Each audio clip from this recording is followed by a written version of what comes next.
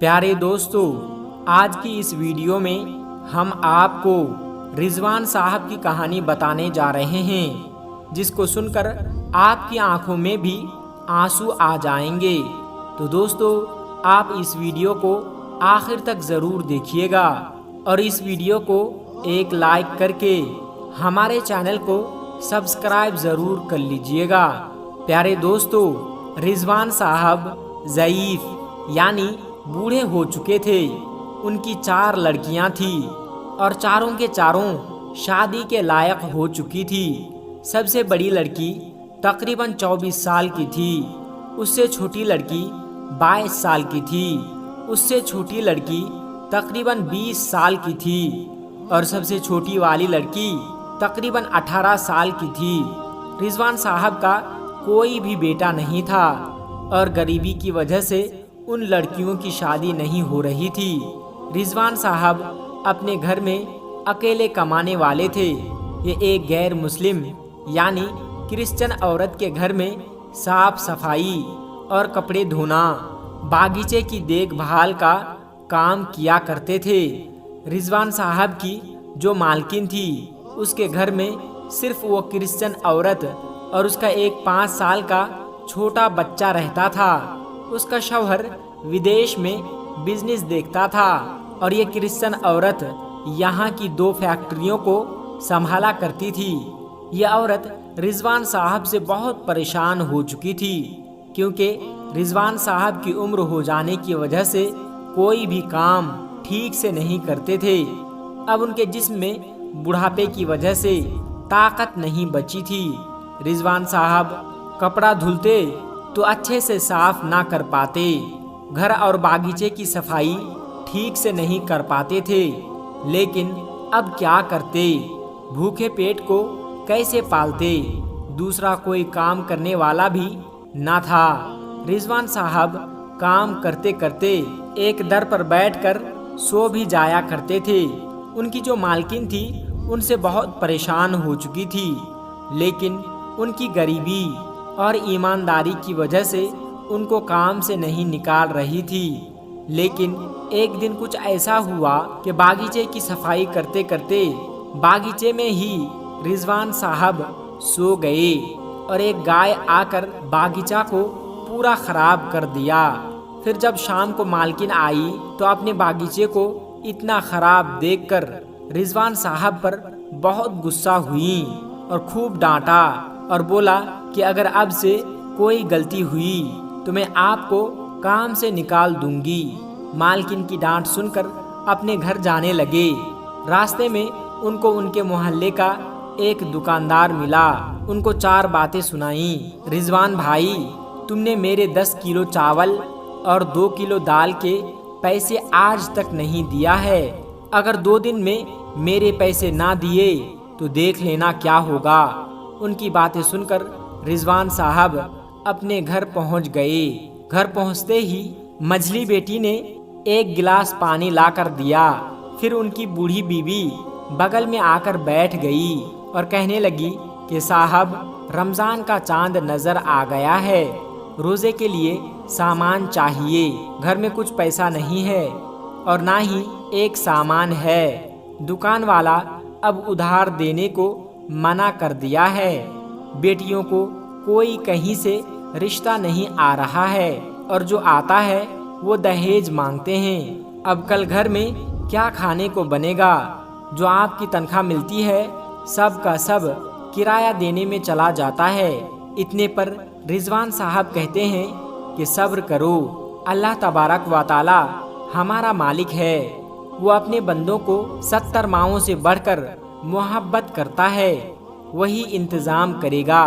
پھر جب پہلے سحری کا وقت آیا تو گھر میں جو کچھ روکھا سوکھا تھا بڑی بیٹی نے گرم کی۔ سب نے مل کر سحری کر لی اور روزہ رکھ لیا اور بیٹیوں نے نماز ادا کر لی اور رضوان صاحب مسجد گئے، نماز ادا کیا اور وہیں سے کام پر چلے گئے۔ وہ کرسچن خاتون اپنے باغیچے میں مارننگ واک کر رہی تھی۔ رضوان صاحب اس خاتون سے جا کر کہتے ہیں کہ مالکن صاحبہ، آج سے ہمارا رمضان لگ گیا ہے और घर में कुछ पैसे नहीं हैं। आप मुझे कुछ पैसे दे दें तो हमारा इफ्तार का इंतज़ाम भी हो जाएगा।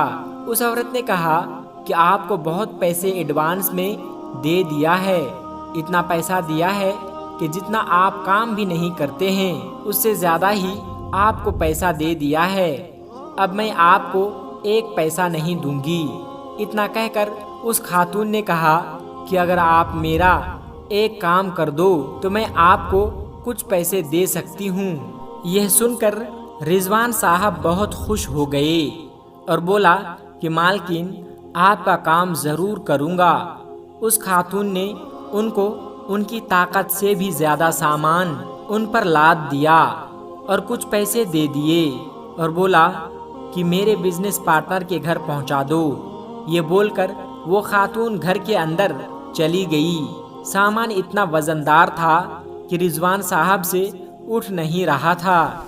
जैसे तैसे सारा सामान उठाकर उस खातून के बिजनेस पार्टनर के घर रख दिया और वहीं पर सर पर हाथ रखकर बैठ गए। कुछ देर के बाद उस घर का मालिक बाहर आया जिसका नाम तस्लीम था। वो भी एक रहमदिल मुसलमान था। उसने रिजवान साहब से सामान लिया और अपने नौकरों को बुलाया और सामान अंदर रखवा लिया और रिजवान साहब को कुछ पैसे भी दे दिया। रिजवान साहब बहुत खुश हुए और फिर वो मालकिन के घर ना जाकर सीधा अपने घर की तरफ निकल गए। सबसे पहले उस दुकानदार के पास गए और उसका सारा कर्जा चुका दिया और फिर इफ्तारी का सामान खरीदा और अपने घर में सारा सामान रख दिया और फिर से मालकिन के घर पहुंच गए।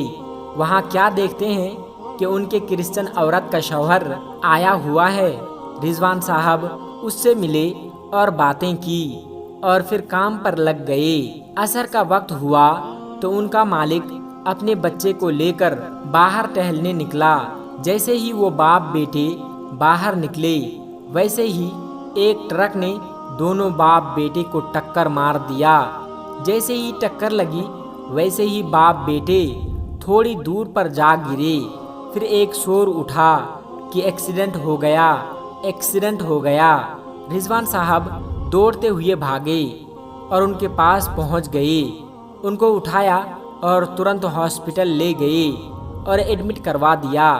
उस क्रिश्चियन खातून जो कि उस वक्त मॉल गई हुई थी उसको कॉल करके अस्पताल बुलाया। उस खातून को अस्पताल आने में 30 से 45 मिनट का वक्त लगता। फिर डॉक्टर ने रिजवान साहब से कहा कि बच्चे की हालत बहुत ज़्यादा ख़राब है, खून बहुत ज़्यादा बह गया है, हमें तुरंत खून की ज़रूरत है। अगर आप खून लाने में देरी करते हैं तो इस बच्चे को हम नहीं बचा पाएंगे। तो रिजवान साहब अपनी उम्र की परवाह किए बगैर, अपने जान की परवाह किए बगैर, यह सोचकर कि उसके माँ बाप ने उनको काम पर रखा था, उनका काम इस काबिल भी नहीं था, फिर भी उनको काम पर रखा हुआ था, ये सब सोचकर अपना खून उस बच्चे को दे दिया और उसकी जान बचाई। फिर जब वो खातून आई तो डॉक्टरों ने सारा माजरा उस खातून को बता दिया कि किस तरह से रिजवान साहब ने वक्त गंवाए बगैर बिना सोचे समझे अपना खून दे दिया। फिर कुछ दिन के बाद जब वो बाप बेटे ठीक हो गए तो एक दिन अफ्तारी का वक्त था। रिजवान साहब अपने परिवार के साथ अफ्तारी करने बैठे हुए थे कि इतने में मालिक और मालकिन उनके घर आ गए और उनके साथ रोज़ा अफ्तार किया और उनका बहुत शुक्रिया अदा किया। उनका मालिक कहता है कि अगर आज आप ना होते तो हमारा बच्चा हमारे दरमियान ना होता।